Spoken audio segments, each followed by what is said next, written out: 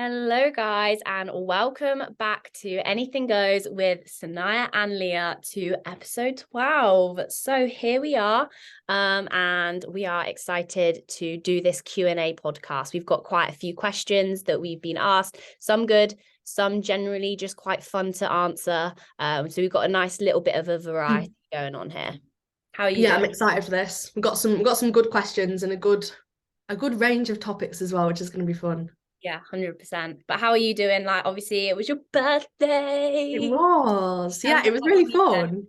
It was really fun. We went to Wales. I said to Will ages ago, I was like, I would just love to do something, and not for my birthday, but I said, oh, wouldn't it be nice if we could all like go away, like all our families and the dogs, like, it would be really nice. And then we organised this little surprise trip to Snowdonia, and the house was like incredible, like It floor to looked ceiling. insane. Oh my God, literally. And there was it's like floor to ceiling windows, like massive house, and it had like this little lake outside it. And you just sit there in the morning, and it was just like, when you're like at home, it's quiet, but there's like a bit of noise. And Yes. there it was just so silent, and you could just see like Snowdonia. You could see like Snowdon behind it. Oh, and it was just the That best. your morning coffee was absolute bliss with that, Yeah. with that It was scenery. so nice. And we went and did that zip line, that one where you like head Yes, first. I saw, I It's so saw. fun. It just your whole weekend, like that's my dream, like just weekend away is like when I went to where did I go for that podcast?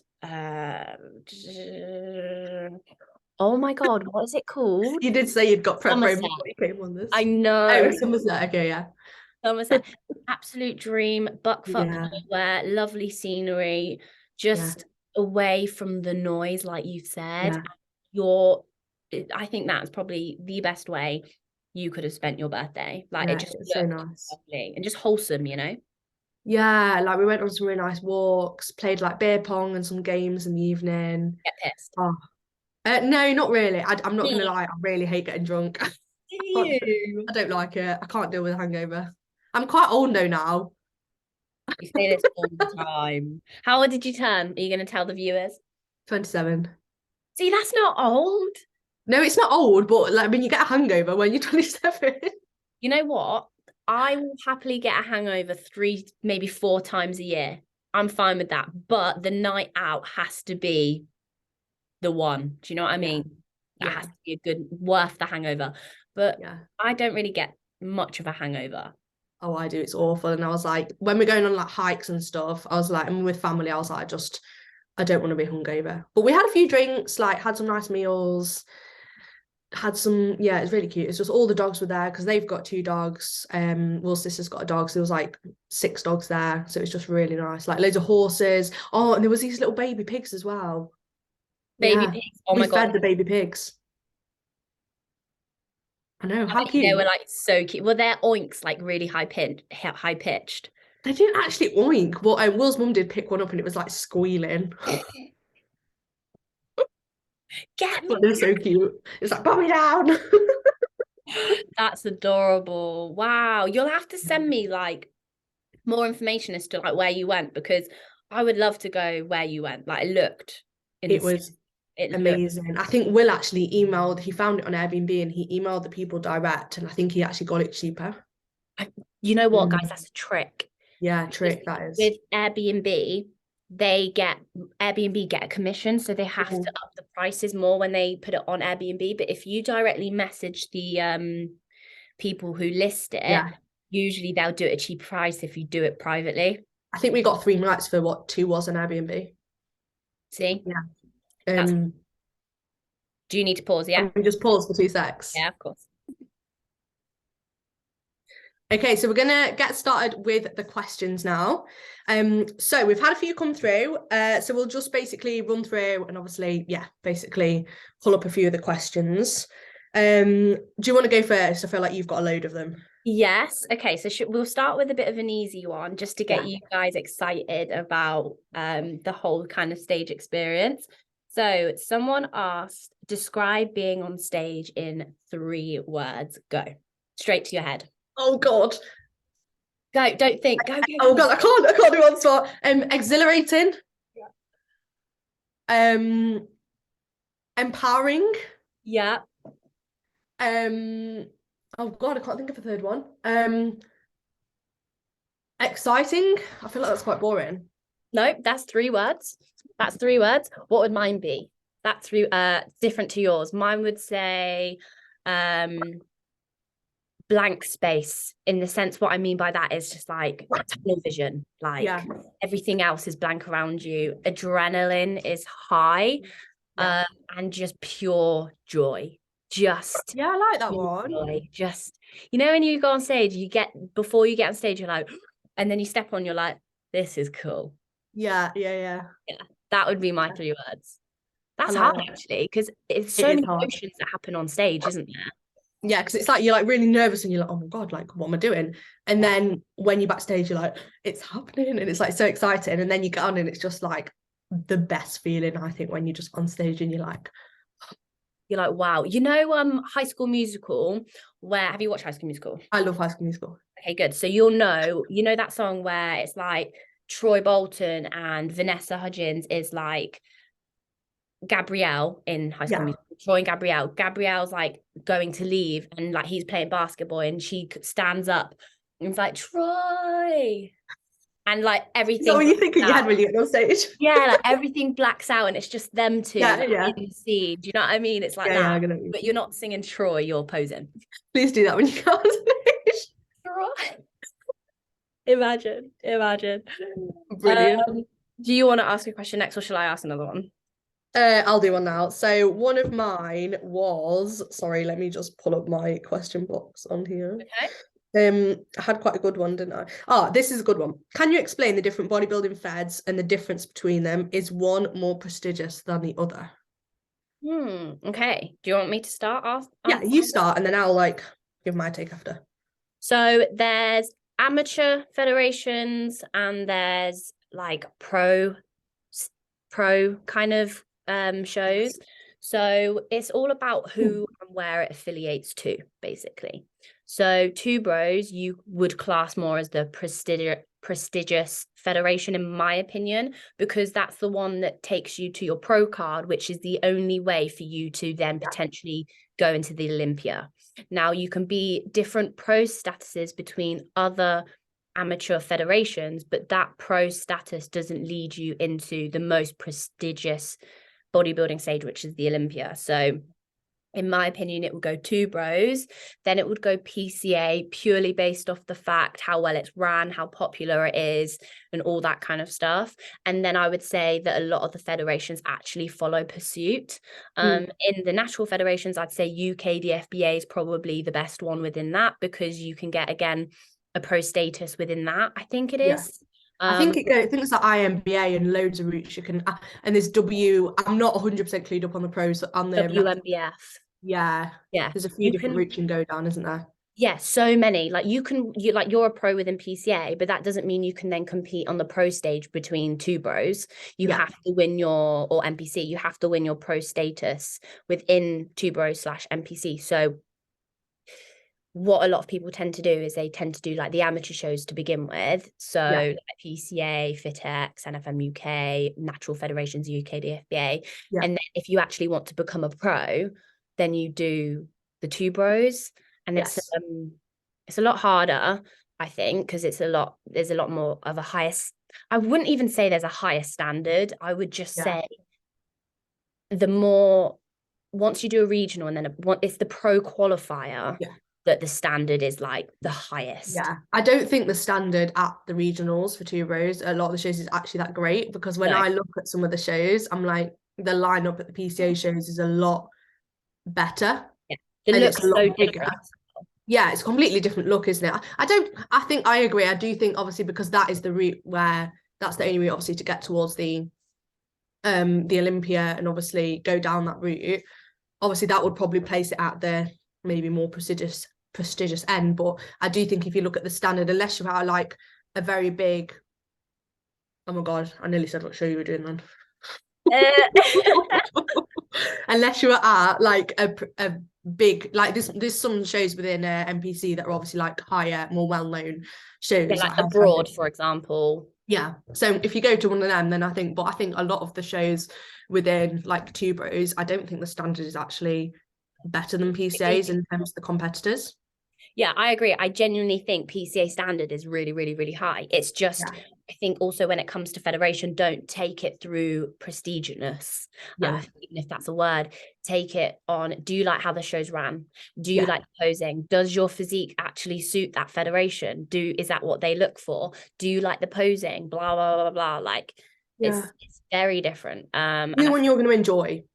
Exactly. And It's also like, how you want to evolve within the bodybuilding industry. yeah. Like some people don't want to do Two Bros, but they want to become a PCA pro and compete in those pro Yeah, ranks. exactly. I think it's just looking at where you want to go as well, because obviously there is a cap within PCA in terms of how, because once you're a pro and you're competing in the pro shows, that's the kind it. of the upper end of what you can do as such.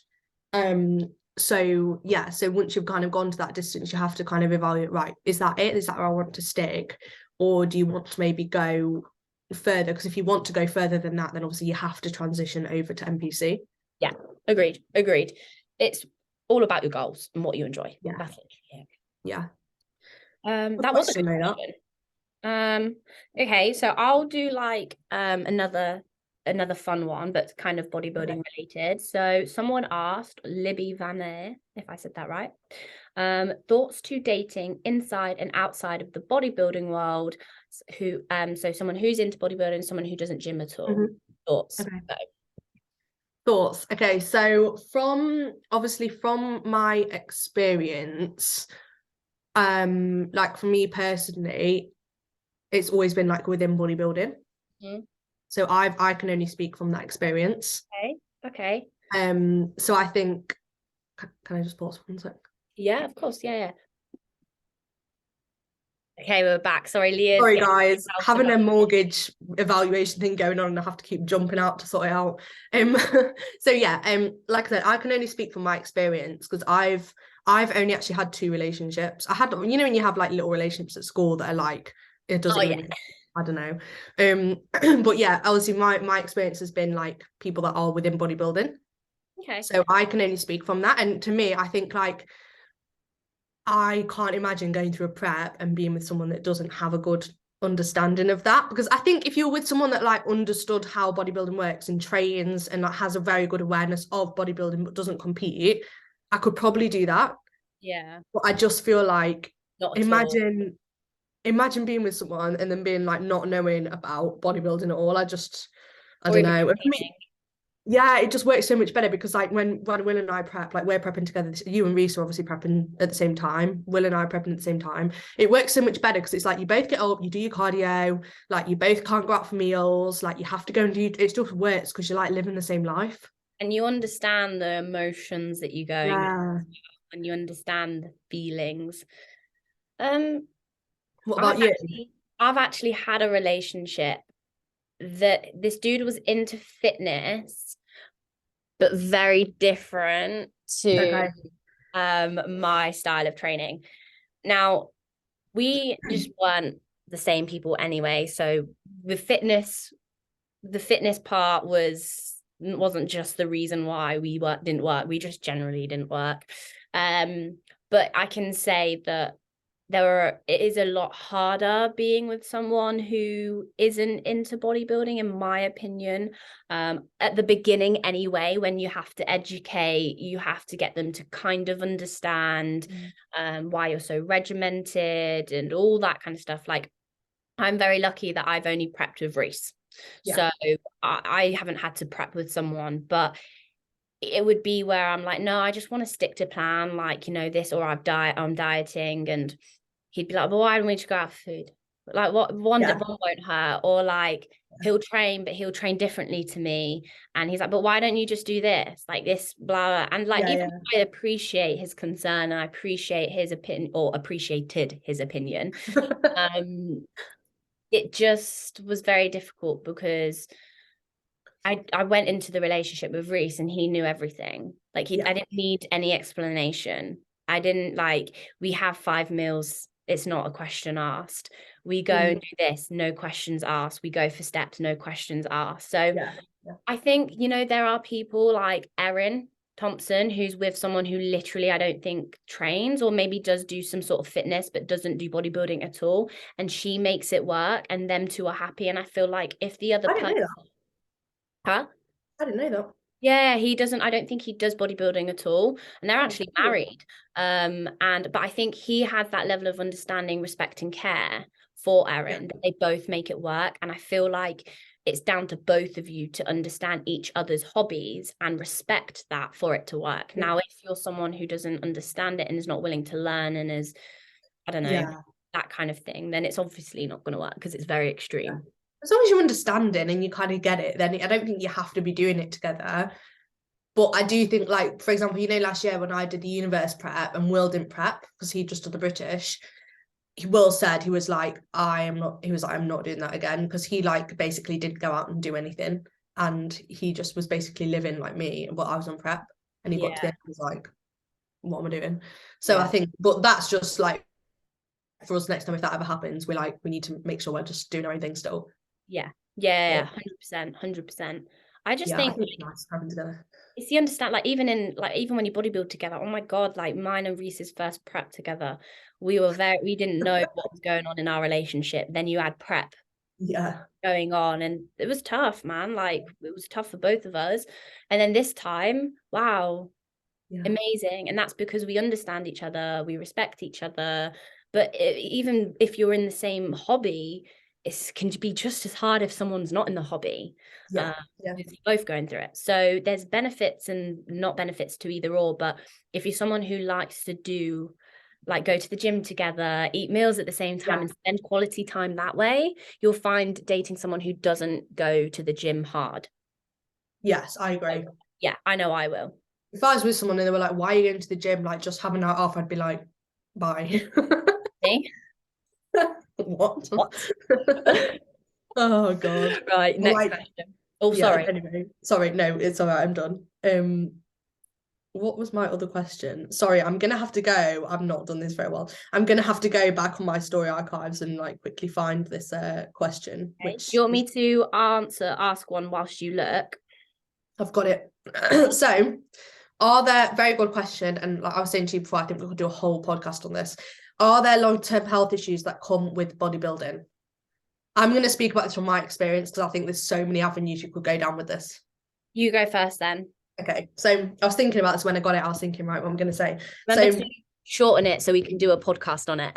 shorten it, short and sharp will be a full episode coming soon. Yeah, so I think from my experience, I would not be willing to do something that is going to potentially affect long-term health for me.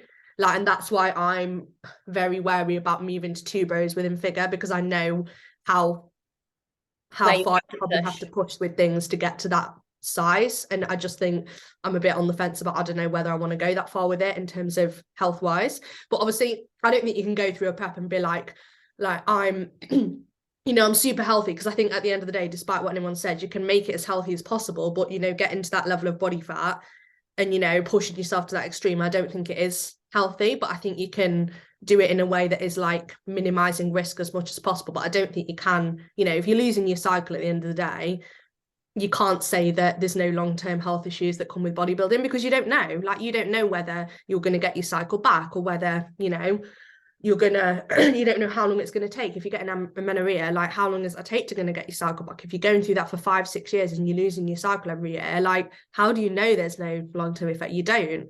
So I don't think you can be a bodybuilder and be like, yeah, I'm super healthy, because yeah, you can optimize your health as much as possible. You can take your health supplements, you can stay away from they're like you can stay away from obviously the drug usage and stuff like that, but you can't say that it's going to be super healthy, because you don't know. Like, you don't know how your body's going to respond.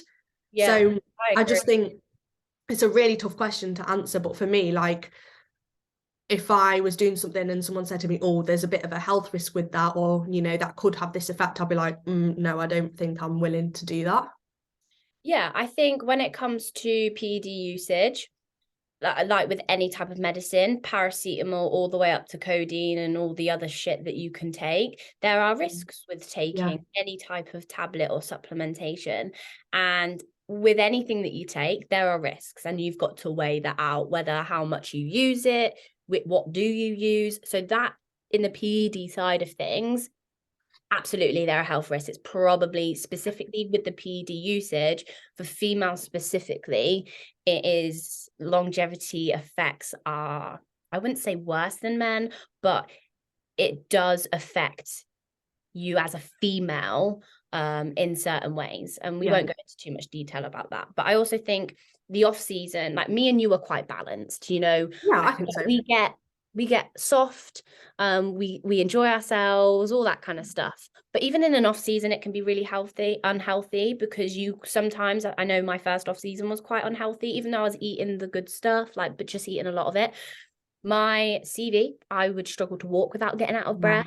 The amount of weight I was holding was probably putting a lot of pressure on my heart and on my lungs and all that kind of stuff. But then the prep side of it, again, you, like you said, you're putting so much pressure. Like, I'm skin and bone. Skin and bone. You lose your menstrual cycle. Mentally, it's probably not healthy either, because, you know, body dysmorphia and all that kind of stuff. So is bodybuilding healthy? Probably fucking not. But this is why we say it's an extreme sport, and you can take steps to being as healthy as you can, to prevent any major long-term effects. This is why as soon as we've done with our show, we're like, eat food. Yeah, get the body fat back on. Yeah, get your period back, get body fat on, because we don't stay like this all the time because of the effects. Yeah, it's like, yes, we want to do this, we've chosen to go down this route. It's probably not the healthiest thing to do, especially going through the cycles of weight gain, weight loss, weight gain, weight loss, but that's part of the sport. So we're then thinking, right, okay, how can we manage this to do it in the healthiest possible way? Yeah, exactly. And it's also your goals within bodybuilding as well. So if it means that you have to take PEDs, unfortunately, you have to understand the risks, and you have to think, am I willing to take those risks? Yes or no? I think that's the biggest thing, because what everyone's willing to do is going to be so different. And what one person is like, yeah, happy to do that, accepting the risks, yeah, great. One other person might not. So it's just thinking, what do I want? This is a potential thing that may happen. Am I prepared to take that risk? So I think, like, there are long-term health issues potentially. Some people might never experience them. Some people might. Genetics. It's part of what, and I think as well, like, in terms of looking at long-term health, make sure you do your research, like all the things we spoke about before. Like, you can get yourself in the best position possible to make it as healthy as possible by, like, building your calories up, doing a proper off season, like getting a good coach that knows their shit, and actually doing a proper prep. Like, that's going to lead to you, for example, probably holding your period for longer, and also getting your period back faster, which is then going to minimize the long-term health effects. So it's like, there are ways that you can navigate it to get yourself in as good and healthier position as possible. I also think, like, I would say my kind of transition from figure to wellness to bikini is the prime example of how far are you willing to take it, Sania? That's the question you have to take, because I knew I wanted to go into two bros, but the same thought process with you. I am not willing to take as many drugs as I would need to and lose my femininity this way, health risk this way. That's why I went down to wellness. Really like the training, still realize there's still a shit ton of drugs involved with it. Back down to bikini, because I know what I'm willing to do, where my line is. And that's why I've gone down the PCA route. So it's all about, you know what, if people want to do that, there are so many people who want to do that, and they're fine with what the risks are. That's completely down to them. But that is a decision you need to make for yourself. 100%. And if you've got any questions on that, if you want to find out about specific health issues, just feel free to drop either of us a message. Agreed. So I got one from the anonymous messages. Some of you are savage on there, by the way. Own up. Someone put, hi, love the podcast. I'm on episode 8, really informative, really relatable. So thank you so much for that comment. But she said, anyway, my question is, how did you start with your coach? And then also, what attracted you to them? And do you think you will stay with them for the remainder of your bodybuilding careers? So would you like to start? Yeah, so I came across Dan. So I was actually working with, I had a couple of coaches before, just wasn't in the right place to bodybuild, so it just didn't work out. I was working with Danny, my good friend Danny Bosworth, who is a coach. She was actually coaching me when I went through the really bad time with my relationship with food after, like, around my first prep. And I think she was sort of transitioning away from bodybuilding at that time. About 2 years ago, right? Yeah. So I've been with Dan for, it'll be 3 years in September. And I was actually in Dubai at the time, and I was like, I think I want to start taking competing a bit more seriously. I think I want to get back into it, because at this time I was like, yeah, I think I want to compete again, but we'll just see how it goes. And I think I came across him on, I think, social media. It's around the time, when he was prepping like the first girls that did super well, like when he started that massive incline of surging girls. Yeah. So I was with him literally just as he moved online. It was like in lockdown, right? So like Sophie Jenkins, remember Asha, like long dark hair that won like Universe, like Naba, like Rhea. Yes, yeah. Girls that were like back in like 2018, 2019, whatever year it was, 2020, were like smashing PCA. And I was like, oh, like, yeah, this looks sick. So I was like, I'm just gonna drop him a message. And then we had a phone call, and he was like super chilled, like really laid back. And I was like, yeah, this is like what I need. Yeah, and that's been that really. And yeah, like 100%, like I would never go to another coach, because I just feel like I'm happy, like it gets the job done, we get on really well. Like I think Dan's like a really nice person.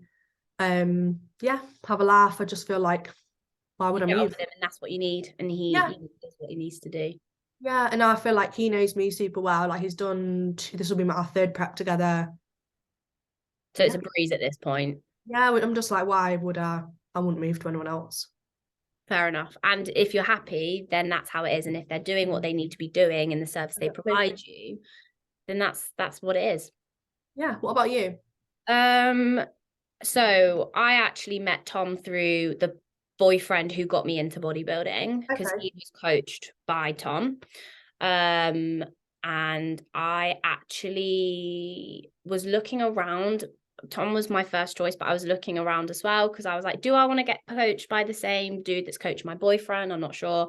So I just was looking around, and the main thing that I looked at was transformations and their social media, to see, right, do they have the same type of caliber of clients as to what I am as a client? Because if they have that, then I know I'll fit in.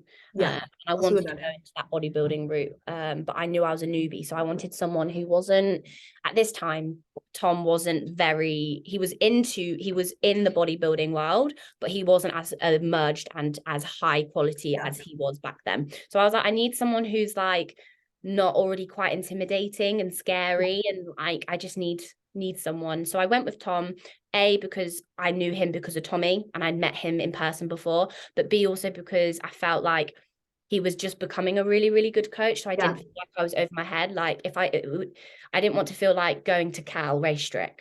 Do you know what I mean? I wanted to be with someone who I knew was good and knew their shit, but wasn't really pro level. Yes. So that's what attracted me to Tom. The fact that he's so blunt and so to the point. Like I just didn't need bullshit. Like I don't want someone to kiss the floor I walk on. Like I need someone to just tell me how it is and not be easy on me. And that's, I feel like, why I am the way that I am, because there's not someone fucking hyping my ass up, even though I'm like shit or I fucked up, and he's like, you fucked up, you're an idiot. Like, why did you do that? Make sure you do this time. He's not like, oh, don't worry, it's okay, we all mess up, which some people might need, but for me, I need someone to go, what, Sania, come on, you say you want to do this, but you're doing this. Sure, your actions align with your goal, kind of thing. Do you think I will stay? Yes, I do, 100%. I think when it comes to off season, I want more of, as we all know, Tom is very good at prepping people, but I want a little bit more assistance through the training side. So I will basically tell him that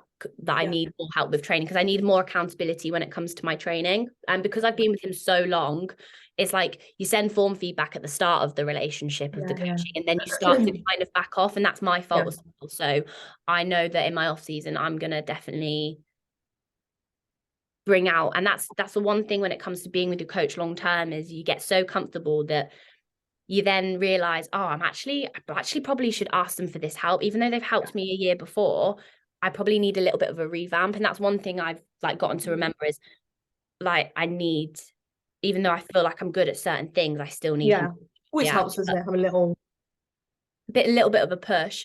But yeah, no, like I feel like our coaches are very, very similar in how they are. And I think the one thing that you should do is speak to their current clients, look at the transformations. Do you get on with them? Do a consultation call with them so you can see if you actually kind of get on with them. Because if you don't get on with them or they don't get on with you, you're gonna have a shit relationship. Yeah, 100%. Just clicking with someone, isn't it? That's the biggest thing. Exactly that. Right. Next question. Okay, I've got a couple here. So first one, again, we could do a whole episode on this. Stage leanness and feeling attractive. I'll just kind of read the bulk of the message, but not many competitors talk about this. People assume being stage lean is great because in photos you look great. Heard that many female bodybuilders actually despise how they look in real life and miss their curves. I would like to know how you two feel about your body when you're stage lean. Should I go first? Yeah, you go, because you're in a prep, so I feel like you could give a good. How do you feel? You know what? My mindset is shifted, and I actually put this on my story a couple of days ago. I love my off-season body. I love my curves, I love my chub, I love everything about it. I am far more comfortable because I'm eating nice food. I feel like my body distribution doesn't go onto my waist like a lot of girls. So I'm quite lucky in that sense because my midsection never kind of blows out, and I think you're very similar with your midsection as well. It stays relatively tight. Fairly. No, I don't think from what I've seen. I mean, from what I've seen on your social media and stuff, like I don't think you get. No, I don't get like a stomach. Big here, yeah. And I love my off-season body, and I am very good at switching my mindset and the fact, right, I know I need to gain some fat, and I love that. And I love the fact that I'm growing. I love the fact that I look big. I love the fact that, you know, I've got a big bum, big chubby cheeks. And then when it comes to a prep, I love the way I look as well because I love the way I look because I am working towards a bodybuilding show and I have to look like this and I have to love what I look like because otherwise why the hell am I doing it? So I think if you're talking about what is, I think the question that they need to ask is what am I trying to say? Prep brain. What is the most maintainable look? Would you rather off-season prep? I would 100%.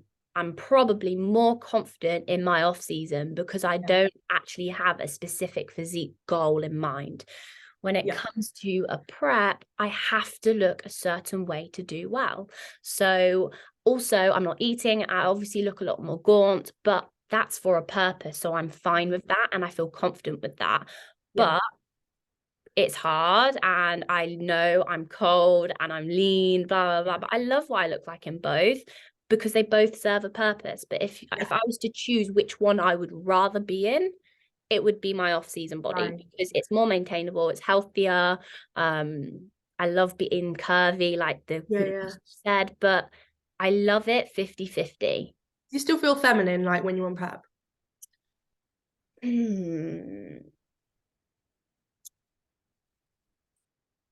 That's a bit of like there's certain parts where I feel more feminine. Like there's certain parts where I feel more feminine. But there, don't get me wrong, there are certain parts where I feel like my femininity does get stripped away. It goes through phases, doesn't it? I think on prep. Yeah. It's like I love how my body. It's really weird. Like I think the two bits of femininity that make me feel less feminine is dip in sex drive and want to get of it, but then also like as you get leaner, like my bum gets that's the one for me. I hate it, and I look to my side profile, I'm like if you're not posed, just like, oh god, where's the bum gone? Literally. But no, like I mean, I don't have any boobs as it is in an off season anyway. So, I mean, I have that throughout, but I don't feel any, I would say slightly less feminine, but genuinely not to the point where I actually had to think, I actually only thought about that when the question was asked. Yeah, You know what I I mean? agree. I agree. And I think when I'm on a prep as well, like I don't look at myself and think, oh my God, I'm so unfeminine. Because I'm in gym stuff like 90% of the time and all that's going through my head is, oh my Like, God, I've got a shoulder and I look jacked. Look at my tricep. yeah, like what? Yeah. But when I have to put going out clothes on, when I'm like lean, I look and I'm like, oh God, shoulders look a bit veiny. And I'm like, I remember going out for a wedding just after I competed last time, and I just had two massive veins down my arm, and I was like, probably wouldn't. I would ideally not like them to be there right now when I'm like wearing a nice dress. So that's the only time where I've thought, oh God, I'm not sure if I like what I look like right now. It is like time and place, isn't it? It's Yeah. like time and place. Like there's a time and place to be bigger. There's a time and place to be leaner. Mm. And there might be certain events where you're probably like, oh, like I wish I wasn't like skin and bone, Yeah, you know. yeah, yeah. But it's just how it is. Like I feel like some people have different opinions with it. Yeah. Some people have different experiences, but I feel like we're very Yeah. similar with a lot of things.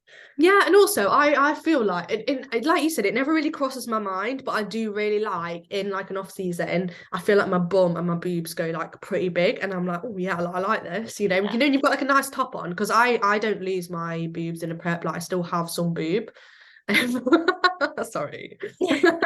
But they've always been like they're there in an off season obviously quite a lot more, but I don't go like completely flat chested in a prep. So Mm, for me, like, I really like in an off season the fact that I can wear like a nice top, and like I don't have to wear a bra, yeah. and I have like decent boobs. I like love that. And obviously my bum, like I love my bum, like when you wear like a nice dress and it's like, oh, I'm like, oh, Curvy. like that. Yeah. Yeah. And I feel obviously, like yeah. they're basically just asking the question of, do you feel feminine when you have muscle? Absolutely. I Yeah. think whatever you just whatever you think is feminine, Yeah. I do like it. both. Yeah, like it's just one of them. Like I genuinely have never even thought about losing my femininity throughout a prep. Mm. Never, ever, ever, ever. But it's because your mindset's so different. Yeah. It's physique related. Like I'm not here to make my ass look fucking huge in a dress. Like I'm probably not going out somewhere in a Yeah, prep yeah. to wear a dress. Yeah. Um, Because and I think in a prep you're too consumed, because when I'm like super lean, I get in the gym, I'm like, oh my God, like I look so cool. Like, look at my chest veins. that's Like, I'm huge. not, it just doesn't even cross my mind. But then in an off season, I'm like going out and I'm like, oh yeah, like my bum looks quite good today. So I just think, I don't really think like good or bad. I just think, I don't know. You just kind of, I I think agree. that gets better though, because I used to feel so uncomfortable in an off season, and like any weight gain, I would like not wear anything like tight at all. But I think the more you do it, the more you think, yeah, you know what, it's a bit of body fat. Nah, all good, just kind of crack on. I love my off-season body. Like I Yeah, really I do. do this time. I think it's because it's when I'm most happy. Like prep's hard. Because you get Like food. yeah, because I get food. Same. And I can do a lot of like I can do more things and Yeah. more Live free. life, man. Yeah, like you live life, and I think that's what I associate my off-season body with is Yeah. living life, having fun, not giving a Yeah. fuck. But with the prep, it's completely different. And I think maybe I'm 60-40 Yeah. because of that like accent, but that's Yeah. about it really. Yeah. No, I agree. Uh, Um, what do we I've do only two got more one more. questions? You do, what did you say? Do we do two more questions? Yeah. Yeah, I've got one more, but we can do some more of yours if I think we could do, what time is it? How long have we been doing this for? I think we could do maybe, you do a couple and then we'll see how long they take. fabulous. Like you've got a lot more left. Okay, so a quick one. Okay. Why do people only wear their stage bikini once? Why not use an old one for posing? You could So, do that like, if you want to, but I think it's just personal preference, isn't it? Like some people don't want to wear the same bikini in the same like in like other shows. They want to have a different bikini for each show. yeah. Yeah, and also like I would feel a bit uncomfortable like putting like the bikinis are quite heavy and they're quite like, I don't know, glammed up. And also they stretch. So if you wanted to like sell it, like I sold my bikinis and you can get like a decent amount of money for them. So yeah, like for me, I would like a new bikini because it's just like a nice thing. Like it's a fun thing, isn't it? Getting your bikini Yeah, fitted and like it's choosing your part of the colour. process as well, isn't it? Yeah. Like So like I wouldn't after want to you wear the same change, one. your body changes, it might not fit Mm. you, all that kind of stuff. Like also in terms of the why not use an old one for posing, so I'm assuming they mean check-ins. Yeah. Let me tell you, they're fragile as fuck. They're fragile as fuck. So you want to wear that bikini as minimum as you can. Yeah. I say to my clients, wear it, put it on maybe twice before your show, and then just don't fucking wear it, because if it snaps, breaks, or stretches, you are screwed. And to be honest, I only like wearing a different bikini for different shows because I just want to. It's like not going to the same event in the same outfit. Yeah. It's Well, like, you don't have to, like. oh no, so many people do it, but that's my preference. Yeah. I wore my last year 2021 when I competed, I wore the same show for the qualifier, same show. I wore the same what am I about? I'm not even sympathising with Pepper today. I wore the same suit for my qualifier and then the finals, just because I was like, I'm not forking out another 500 quid for a bikini. If you can afford it, do it. Or if you can rent, do it. But if you can't, no one cares. No one cares. Like, genuinely, I do understand it when people like bikini reveal. Like, I do get it, but also part of me is like, I don't, because genuinely people aren't going to go, oh wow, pink, a shade of pink I've never seen before, wouldn't have guessed.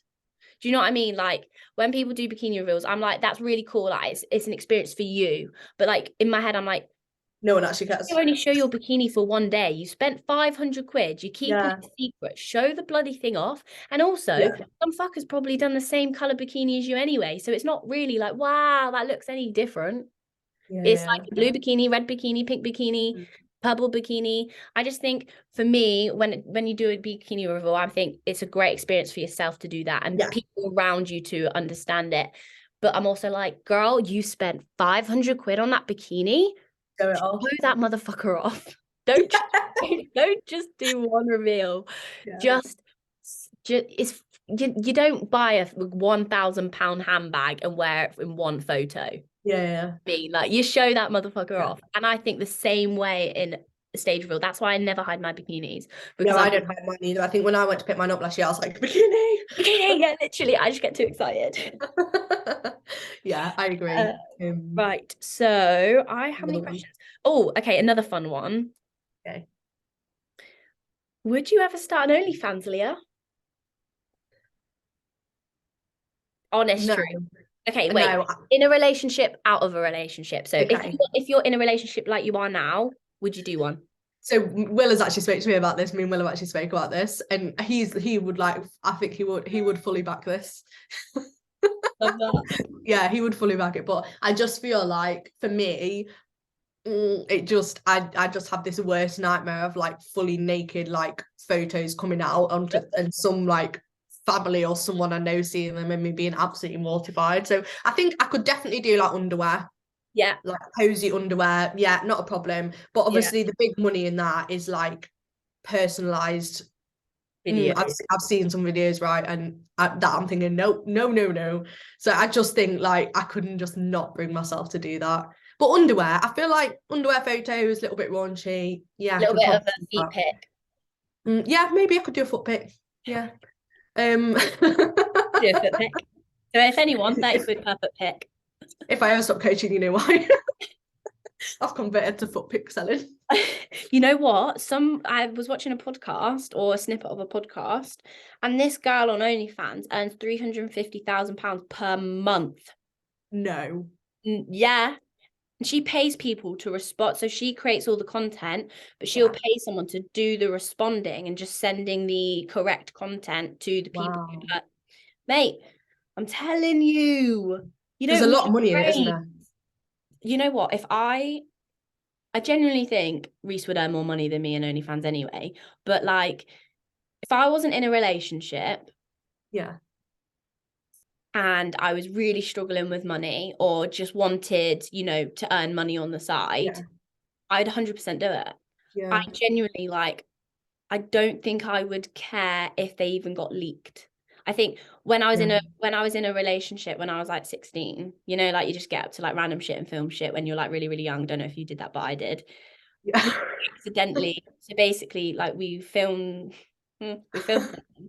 and we kept it was on Snapchat. I don't know why he filmed it on Snapchat, but basically as we were like getting whatever. He dropped the phone onto the bed, but left the phone on. So as our skin was touching the phone, it sent it to all of his contacts. So I've already gone through the process of, Oh my God. pretty naughty getting sent out there when I was like so young. Maybe I wasn't 16, I think I was like 18. But yeah, I just don't, I feel like in my head, I'm like, people literally see me half naked on social media. True. And my family are sound with that. And I feel like if I was struggling with money issues or anything like that, and I just say, look, how else am I going to earn money? Like, I need money, blah, blah, blah. They'd probably go, you really probably shouldn't do that. It's not really our ideal path for you to take, but I can't stop you. So I think Do you think you would do the whole shabam or just like... If I'm in, I would go all in. All in?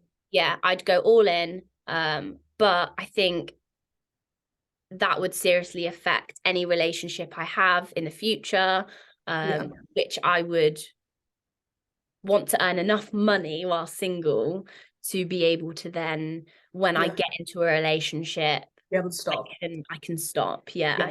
But in a relationship, I just feel like I just would feel like I'm cheating on him. And I'd feel like I'm putting my energy into like I get you.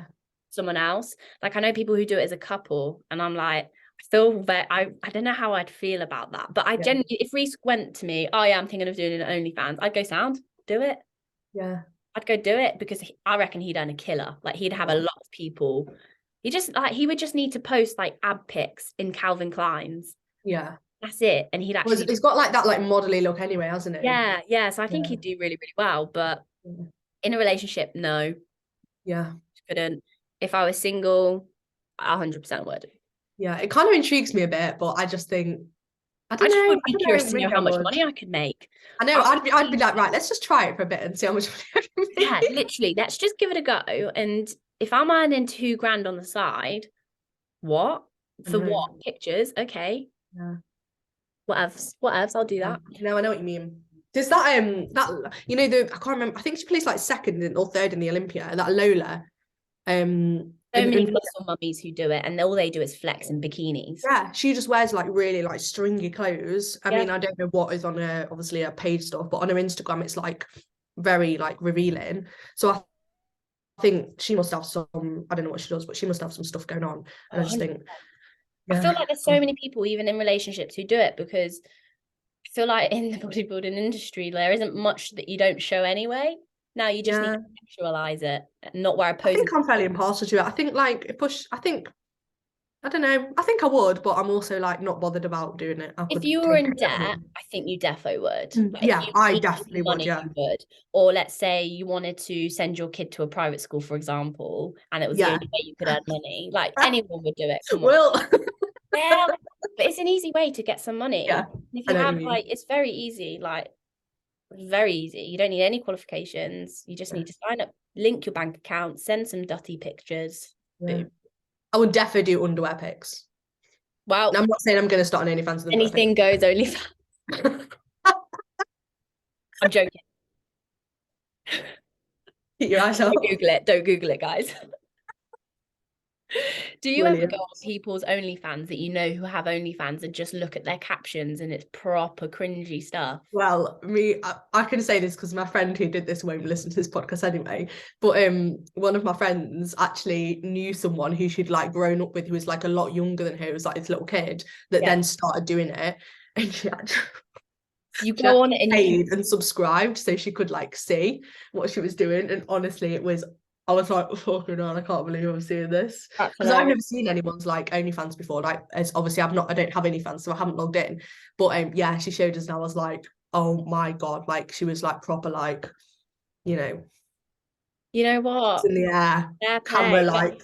Even if you don't subscribe, like you can see the captions but not the photos. Oh. And some of the captions are like, wouldn't you like to see how wet blah blah blah blah. Oh my God, no. Like, do you want to see blah, or I'm really wet in the shower, do you want to like, or just really cringy captions to make someone be that I want to subscribe, you know, like really like enticing questions, like that kind of thing. Like it's like Facebook where you caption and then post a photo or video. Right. And you can see the captions, but you can't see the photos. Okay, So yeah. click on the link. You don't have to have an account. Honestly, sometimes like me and Beth will like be, like this person's doing OnlyFans. So we'll click on the link and we'll scroll and we'll go, I just couldn't even write that caption without cringing. I know. Couldn't do it. That's the So one. basically, no, we're not going to start OnlyFans. I've got one, but we're going to do a full topic on this, right? But it's basically saying, we're going to get someone on to actually talk about this at some point. But basically, goes through blah, blah, blah, talking about a different coach, talks a lot about how staging isn't healthy, how being shredded isn't everything. Just talking about is prep versus a healthy lifestyle. But we can do that on a separate, that's not really a question, so we can do that on a separate podcast, can't we? Yeah, we definitely have, we spoke about this before, and we have a few guests that we want to bring in who can be a little bit more broad and educational on certain topics and have personal experience with it. So with that, I feel like we should wait until we bring the person we want to bring on to kind of discuss that. That's fine. Because have you got I've got two more, which we can finish off with if you want. Let's just bash through them really quick. Yeah. So one of them was directed to me, which was like, what did you find difficult with wellness training? Basically, just hammering legs. Did you have to train legs like 4 times a week or something? Yeah. I don't get this right, because surely, a large part of hypertrophy comes down to recovery. Yeah, so this is what we were trying to figure out what was going on, and going into a session knowing you have to train legs, whether that be quads, glutes, hamstrings, when they're already pretty battered. Like with wellness training, it's like, yes, recovery is important, but you also have to be hitting them. So of course your legs are going to hurt. Like then they're going to recover. You need them to recover. Yes. But either way, they're still going to be relatively fatigued because of how often you're training them. To be honest with you, I think there's a different approach that we could take to wellness training, that we didn't do the first time, which was just bash them, and then we reduced it. But I was still mentally like, I don't want to do this because I had such a bad experience with it for the first 5 weeks because I was just really dead. But not gonna lie, since wellness training, I've really kind of struggled to find my love for training for a while. Like I really, really struggled because it kind of just shifted my mindset of, I've got to train.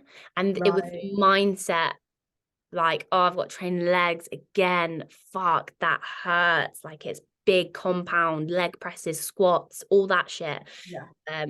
And that's what kind of I struggled with mentally doing it, like, leg day again. I'm still training legs 3 times a week, but it's different exercise selections, not as intense all the way through, not big sets, drop-offs, a lot of kind of things like that. And it's just finding what works for you. And we really didn't find what worked for me. And that's what kind of made me stop loving training. So I was like, I need to stop this. I need to find my love for training again. And then maybe I think it's good that you did that. So I think you got to love training to be into bodybuilding. And I was like, I just don't love it right now. So I need to love it again. Yeah. The next question, which is between both of us, was, okay, obviously we found each other. How have you found so many good people in the industry? I really struggle to find like-minded people, and there is a lot of judgment and toxicity within bodybuilding from my experience. I'd love to branch out and meet new people. Where do you find them? I mean, personally, I've never found toxicity in bodybuilding. I found it pretty friendly, but obviously I've only really competed with PCA, so my experience is purely through PCA. But I think the first time I competed, I knew no one. Like I had my mum backstage with me because I literally knew no one. And then obviously, like joining a team, for example, when I joined Dan, like I started maybe chatting to some of his girls, and I'm sure like you've done the same. And then you just meet people at shows, don't you? I think that's the biggest thing. Like you start following other people's journeys, and then you might comment on the photo, and then you might message them, and then you might train together, and it just kind of goes from there. Yeah. It's like, how did you make your friends? You were in the same place at the same time and you have the same interests. Like, don't get me wrong, I can understand what you mean by the toxicity, as we are all judged on our looks, we are all judged against each other. Some of us are competitors against each other. And I definitely think there are some arrogant people, not that I'm one of them. There are definitely some arrogant people, and I feel like I don't think it's just bodybuilding. I just think some people are genuinely just twats. And people like to think. I feel like the whole steroid thing, just people then think, oh, you know, everyone's a twat who's on steroids. Oh, that's not the case. But it's just putting yourself out there is the main thing. Like, I have a community site, like I have a community. My SFP girls are a community. They all meet each other for coffees. They talk to each other, and it's putting yourself in situations where you are surrounded by people with the same interests as you. You get to know someone. You get to like. It's like school. You kind of got to fish out the good eggs, push out the bad eggs, because you're going to get on with some people, you're not going to get on with other people. And it's going to shows, like you said, being a part of a coaching team, going to posing, being an SFP community. If you're shy, you're going to struggle to make friends, because we're all pretty out there. But you do have to just put yourself out there to make friends. It's pretty easy, because you find people you don't.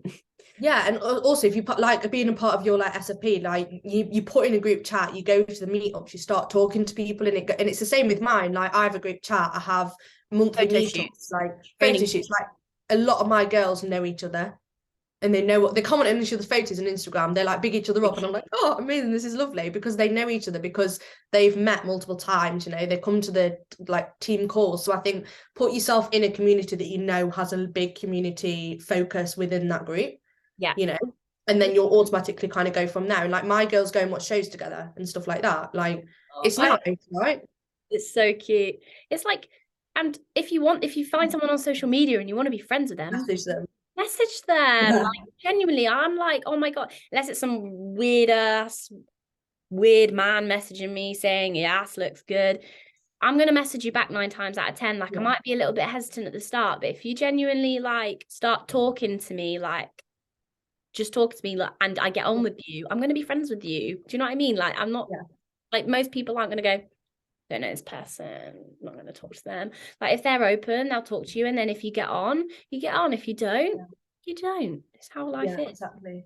But I can understand what people say, but I feel like generally in life there are shit people and they're good people, and there's also people you get on with, people you don't get on with, and it's just the same within the industry. Yeah, I think just put yourself out there, because I think when I started, I was like so nervous to message. I used to be, I'm so much better now, but I used to be pretty like reserved and not a bit shy as such. So I wouldn't ever like go up. I'd like idolize people, right? So I would like be like, oh my god, like they're amazing, they've competed. Whereas now, like I remember at one, I saw Erin at a show it must have been like maybe I don't know, not that long ago, and I just went up to her and spoke to her, and I never would have done that, because I would have been like, oh my god, like it's Erin, you know. Yeah, you just gotta like bite the bullet, and 9 times out of 10 these people are going to speak to you and be nice to you. If they're not, then you at least now you know that you shouldn't be idolizing them because they're a bit of a twat. So it's one of them. Are we done? Should we stop? We're done. Oh, that was really good. I like that. Fun. I feel like we say that after every podcast. We just like our podcast.